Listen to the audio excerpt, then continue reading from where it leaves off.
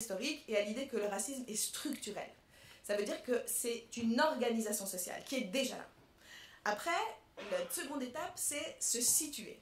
Parce qu'à partir du moment où on a posé le cadre donc organisationnel, du coup, on est bien placé, nous, quelque part. On fait partie de cette société. Et cette organisation sociale, elle produit des groupes, elle classe ces groupes, elle les hiérarchise. Et donc, nous, en tant qu'individus, on appartient bien à un de ces groupes-là. Ou peut-être que, justement, on est entre plusieurs groupes et on vit encore plus dans notre chair ces catégories et à quel point elles nous assignent. Mais quoi qu'il en soit, nous sommes situés quelque part. Et le fait de se situer nous permet d'aller un pas plus loin et de nous intéresser alors au racisme comme un système. Ça veut dire de quitter, disons que la structure, ça reste comme assez abstrait, c'est assez schématique, c'est l'architecture de la société. Mais le système, c'est là où on va s'intéresser à comment déjà la race structure tous les aspects de la vie. C'est quelque chose qu'on expérimente depuis la naissance jusqu'à la mort. Ça va des soins de santé, ça va de l'éducation, ça va le domaine de l'emploi, les médias, le rapport à la police, aux institutions. En fait, c'est partout, tout le temps là. Et c'est en même temps aussi profondément inscrit dans nos corps, quoi. Ça fait partie, c'est une expérience qu'on fait aussi dans notre corps. Et du coup, se situer, admettre qu'il s'agit d'un système, c'est une des étapes importantes pour pouvoir ensuite commencer à se mouvoir, commencer à faire un chemin. Et l'étape suivante, pour nous, c'est de se mettre à l'écoute. Donc je disais historiciser, se situer, et du coup se mettre à l'écoute. Depuis ma position sociale singulière, qu'est-ce que je vois, qu'est-ce que j'entends? Et donc, notamment, nous, on a beaucoup invité les personnes à se mettre à l'écoute de ces mécanismes de résistance, de ce que ça leur faisait, cette culpabilité qui remonte, cette colère, et qu'est-ce qu'on en fait? Parce qu'il ne s'agit pas de s'arrêter d'être bloqué là, mais surtout, de se mettre à l'écoute de l'expérience de vie des personnes qui sont racisées, et qui sont impactées, et qui subissent le racisme, qui les met en danger de mort, en souffrance psychique, etc. Et de l'ensemble des violences et des effets que ces violences ont. Et en fait, du coup, en ayant réussi à se rendre compte que c'est une organisation collective, qu'il ne s'agit pas de mes choix individuels, mais qu'en même temps je suis située, et qu'à partir de là, je suis peut-être située dans une position où, où j'ignore une grande partie de ce qui se passe et des vécus des personnes, alors je me mets à l'écoute. Et je peux me mettre en empathie et je peux cesser d'écouter ces mécanismes qui me freinent et qui m'empêchent de voir et enfin ouvrir les yeux et ouvrir les oreilles. Et ensuite, du coup, dernière étape, la prise de conscience. Et là, la prise de conscience, c'est pas simplement, pour nous en tout cas, c'est vraiment peut-être une des étapes c'est l'étape la plus importante parce que c'est vraiment comment est-ce qu'on digère cela. Comment est-ce que cette ouverture, ou comment ce début de clairvoyance sur ce qui se passe autour de nous, sur une claire partie de la vie des personnes qui nous entourent mais dont on n'a pas conscience, de cette souffrance, de toutes ces violences, comment est-ce que ça nous transforme individuellement, c'est-à-dire de manière introspective? Comment est-ce que l'examen qu'on va faire de nous-mêmes et de toutes les manières avec lesquelles on participe, qu'on le veuille ou non, ce n'est pas une question d'intention, c'est une question de conditionnement, c'est une question de socialisation. Comment est-ce qu'on participe à cette mise sous silence, ces violences, cette exclusion, cette marginalisation, à la reproduction de cet eurocentrisme, etc. Enfin, tout un ensemble de choses, mais aussi de manière prospective. Et du coup, c'est évidemment ça que je propose de faire avec le MOC aujourd'hui, c'est comment est-ce que, en tant que MOC, travailler sur le racisme va nous transformer, devrait nous transformer en tout cas, et comment, du coup, on se projette, quelle place on veut prendre dans la lutte contre le racisme. Donc, prise de conscience et digestion. Et la plupart du temps, quand on quittait, nous, les groupes qu'on formait, on en était à cette étape-là. C'est que les personnes disaient, voilà, j'ai été chamboulée, les bras m'en tombent, je découvre une réalité dont j'avais aucune conscience. Maintenant, il faut que je digère. Et cette digestion, elle ne peut pas être faite que de manière individuelle. Parce que, justement, toujours, c'est une lutte collective dans laquelle et une prise de conscience collective dans laquelle on s'inscrit. Alors, j'ai parlé de l'ignorance, de ces d'à quel point elle était centrale, cette ignorance, pour maintenir le statu quo et pour faire reculer et refouler les voix des personnes racisées qui résistent et qui dénoncent cet état de fait. Après, j'aimerais juste insister sur le fait que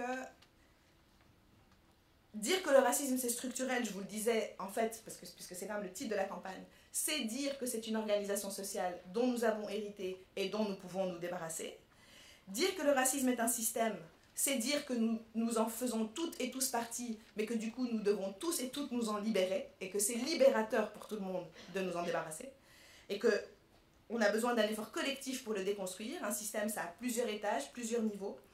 Et enfin, dire que le racisme est une culture, c'est une culture de la suprématie blanche, c'est aussi comprendre qu'en fait c'est le racisme qui nous empêche d'être ensemble, de nous faire confiance et de créer des solidarités. Et du coup, un des messages récurrents qu'on a aussi adressé au MOC pendant ces formations, c'est que ce n'était pas la lutte antiraciste qui divisait, mais bien le racisme qui divisait. C'est la race qui classe, qui hiérarchise, qui exclut et qui empêche la création de solidarité. La lutte antiraciste, elle nomme et elle visibilise cet état de fait. Et parce qu'elle vient heurter cette ignorance qui est fabriquée et maintenue, elle trouble, elle dérange, elle démange. C'est bizarre d'entendre le mot blanc, ça met mal à l'aise, on ne sait pas où se mettre, on sent mentalement, on a des défenses psychiques qui nous empêchent de regarder et on préférait ne pas parler de ce sujet-là. Et donc, c'est pas le racisme, c'est pas la lutte antiraciste qui divise, c'est bien le racisme qui divise. Mais pour travailler dessus, eh bien oui, il faut... pour les personnes qui bénéficient de ce système, parce que quand on n'en bénéficie pas, c'est pas forcément un problème d'en parler, ça dépend du contexte évidemment, est-ce qu'on se sent bien ou pas, mais en réalité, on sait qu'on le vit, on le vit dans notre chair, et en fait on peut vraiment beaucoup plus avoir besoin d'en parler pour être reconnu et pour rentrer dans un schéma de réparation. Mais quand on bénéficie de ce système, eh bien on a tout intérêt évidemment à l'ignorer, et donc on résiste à l'idée de pouvoir en parler. Mais donc, voilà, je le répète, le message qu'on a sans cesse martelé, c'était que c'était bien le racisme qui divisait, et non pas la lutte antiraciste. Et du coup, pour aller encore un pas plus loin par rapport au MOC et par rapport au lancement de cette campagne, donc je vous ai fait un peu un aperçu de ce qu'on a, des choses saillantes, voilà, qui sont sorties de notre travail avec le mouvement. Après, cette campagne, elle est d'autant plus importante qu'on est quand même dans un contexte extrêmement... comment dire ça, extrêmement inquiétant, voilà, je ne peux pas le dire autrement, interpellant, inquiétant, un contexte mondial, un contexte européen, un contexte français qui, on le sait très bien, contamine et déborde sur la Belgique francophone, le contexte flamand. Enfin, en fait, on vit vraiment dans un moment extrêmement périlleux où non seulement l'extrême droite, et c'était le thème de la semaine sociale du MOC, non seulement l'extrême droite, les partis, les organisations donnent le là et sont en haut des sondages et des élections, etc. Mais plus inquiétant encore, l'extrême droitisation du discours politique, du débat public, gagne de plus en plus les esprits. Et voilà, c'était vraiment précisément le thème de la semaine sociale du MOC.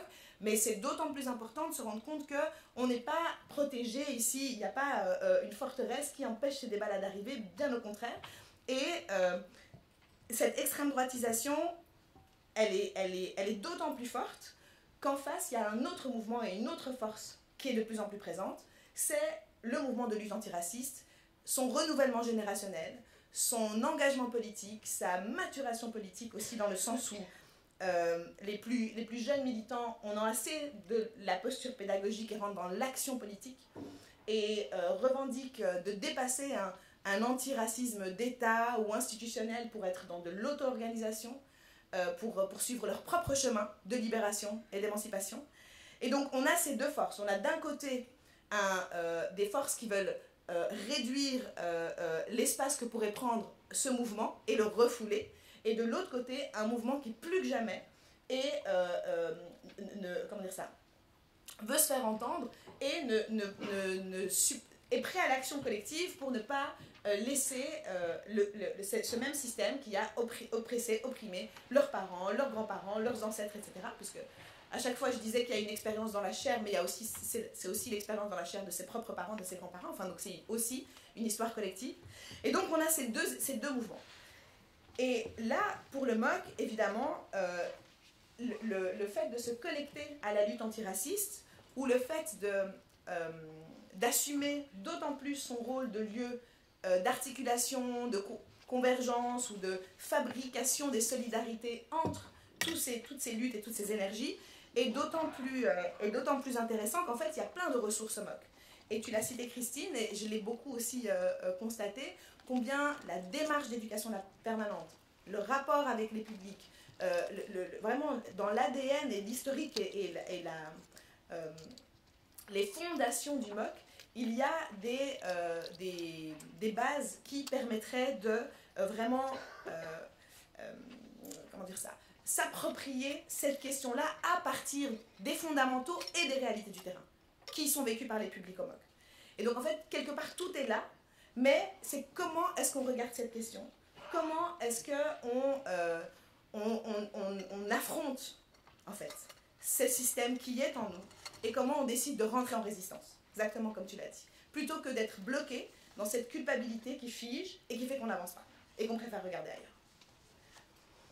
Et donc, voilà, je pensais à la méthodologie EP, je pensais aussi à donc le rapport avec les publics, je pensais aussi à toutes aussi le renouvellement générationnel qu'il y a au MOC, et tous les animateurs, les animatrices, etc., qu'on a rencontrés et qui sont plus connectés à ces luttes-là, qui sont plus ouverts sur ces questions-là et qui ont envie de faire. Et en fait, il y a déjà plein de choses qui se passent au MOC. C'est ça qui était aussi particulièrement intéressant. Mais qui n'étaient pas forcément visibilisées ou mises au centre, comme faisant partie de la démarche de lutte antiraciste du MOC. Et puis, on a aussi découvert qu'il y avait un certain nombre d'actions qui avaient lieu, donc je dis le MOC, mais en fait c'est dans certaines constituantes et pas d'autres, hein, je sais, mais désolée, je généralise, mais bon voilà, vous voyez un peu où ça se situe. Mais donc, le fait qu'il y avait dans certains dispositifs déjà des publics qui étaient plus ou moins captifs, en tout cas des publics de personnes migrantes, qui étaient là, mais plutôt dans des trajets de politique d'intégration, d'insertion, etc. Mais qu'en fait, c'est à la fois ces publics-là sont là, mais on ne se relie pas, on ne fait pas le même travail, et notamment de construction de solidarité qu'on peut faire avec d'autres publics. Et donc en fait, il y a vraiment des angles morts sur les pratiques et à interroger au sein du MOC. Et du coup, ce sur quoi je voulais encore atterrir, donc après de dire qu'il y a un contexte quand même très inquiétant. Le fait que le MOC s'engage dans cette campagne, c'est très important, mais forcément que ça ne peut pas laisser le MOC indemne. C'est-à-dire qu'il il faut aussi se poser la question de comment l'introspection par rapport à l'existence et la perpétuation de la race et du racisme au sein du mouvement va transformer forcément le mouvement. Et interroger notamment, je l'ai noté comme ça, ces silences, ces oublis, ces aveuglements, et éviter les pièges qu'on lui tend. Alors je vais expliquer un petit peu plus ce que j'entends par là. Quand je parle d'interroger ces silences, je pense à justement toutes ces thématiques qui viennent du terrain, qui remontent des publics avec lesquels les personnes qu'on a formées travaillent, mais qu'on ne sait pas comment aborder. On ne sait pas quel mot utiliser, on ne sait pas par quel bout les prendre, et du coup, on préfère rester silencieux et silencieuse. Et je pense notamment à un des thèmes qui est celui qui ressortait le plus, c'était la question de l'islamophobie, et notamment de l'islamophobie genrée, et la question du port du foulard. Comment parler de cette question-là? Par quel bout la prendre? Comment ne pas renforcer tel identitarisme, tel communautarisme, alors qu'on voit bien sur le terrain que les femmes sont exclues à cause de ça, n'acceptent pas des formations, n'acceptent pas des stages, n'acceptent pas... Voilà. Comment réagir quand une femme, parce qu'elle est voilée, est mise au centre d'une attention et le fruit et l'objet d'un lynchage sur une phrase qu'elle a dit, sur une chose qu'elle a dite, voilà, et qu'on constate un traitement complètement inégal entre sa parole et la parole de n'importe quelle autre personne. Mais en fait, le silence est un refuge parce qu'on ne sait pas, on est tétanisé face à cette question et toute cette violence qui se décharge. Je pense que interroger ces silences est vraiment important parce que c'est en fait rendre visible, donc plutôt que penser que ce silence est un vide, c'est ce que j'essayais de vous dire tout à l'heure, c'est comprendre qu'il y a une ignorance qui fait qu'on est plus à l'aise en maintenant le silence et que donc le coût est moins grand que de rentrer en résistance, c'est de se regarder en face et de dire mais pourquoi est-ce que ça bloque? Pourquoi on n'arrive pas à considérer, pourquoi est-ce que ces personnes n'ont pas le même accès, pourquoi la parole n'a pas la même légitimité dans l'espace public, pourquoi est-ce qu'il y a une suspicion sur ces personnes, sur ces corps-là, d'où elle vient, c'est quoi l'ancrage historique, c'est quoi qui se rejoue là, c'est l'écho, cet épisode c'est l'écho de quoi? Et quand je le redisais, historiciser, se situer, écouter et prendre conscience, en fait, c'est se mettre à l'écoute de la manière dont cette organisation sociale se passait est encore là et nous travaille profondément. Et il est, justement parce qu'il est ancien, parce que c'est une socialisation, c'est quelque chose qui est au fond de nous, c'est pas quelque chose qui est à la surface.